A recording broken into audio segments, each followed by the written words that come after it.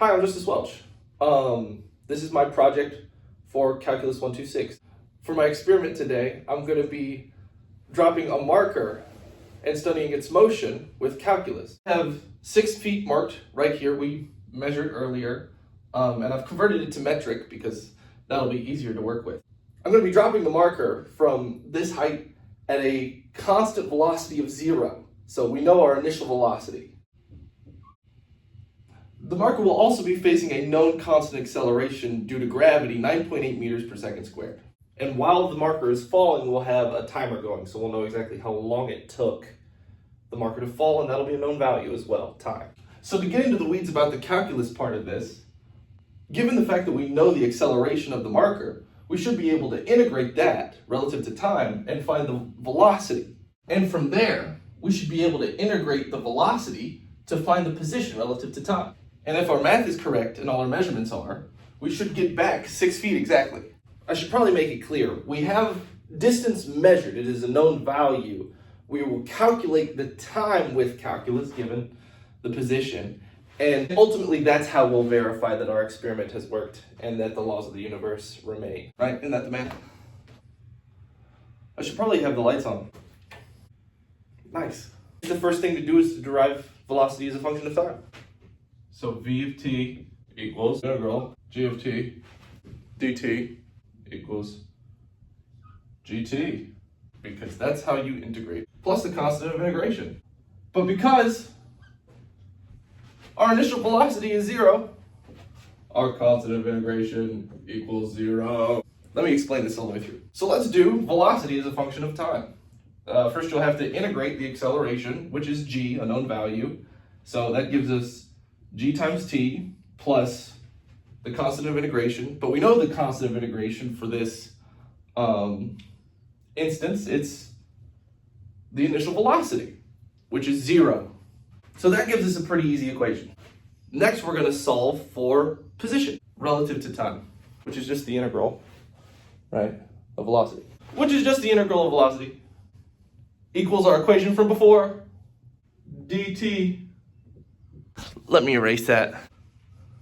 And because we all know how to do calculus, 1/2 gt squared plus c2.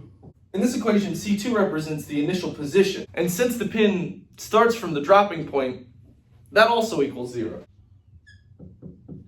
So to review, I guess. Now we gotta find our position value. So we're gonna integrate our velocity function relative to time from earlier. That's gonna be hilarious. Using integration, we now have a formula for position. And I explained what C1 is already. So now let's calculate time. We have our handy dandy equation. Is it beautiful? It's gonna be more beautiful. I'm keeping pieces of this in. Like it's gonna be stupid. This is our handy dandy equation.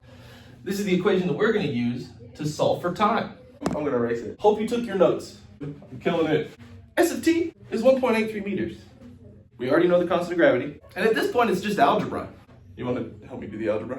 And I'm pretty sure this is how arithmetic works. Hopefully. And that gives us 0.61 seconds to fall all the way. Let's see, does it really? That's like close. That's like 0.6. We gotta, time.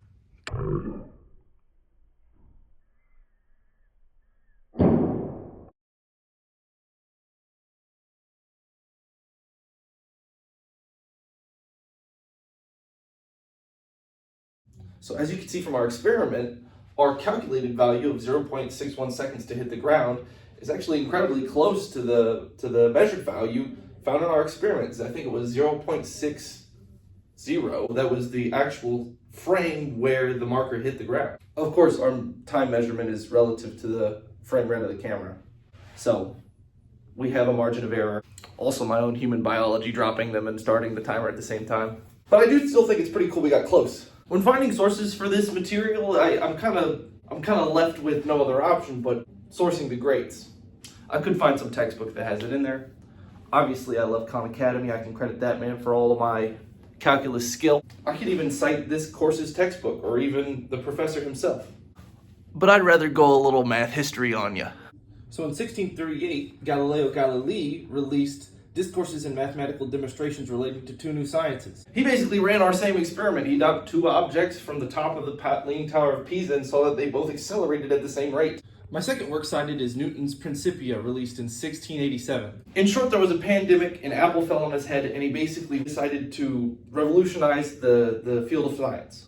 In general, he's known as like the guy who invented calculus. This is the book where he establishes the laws of motion and the concept of acceleration due to forces. It's a great read if you read Latin. But of course, we'd be remiss to not mention Leibniz with his Nova Methodus Pro Maximus et Minimus.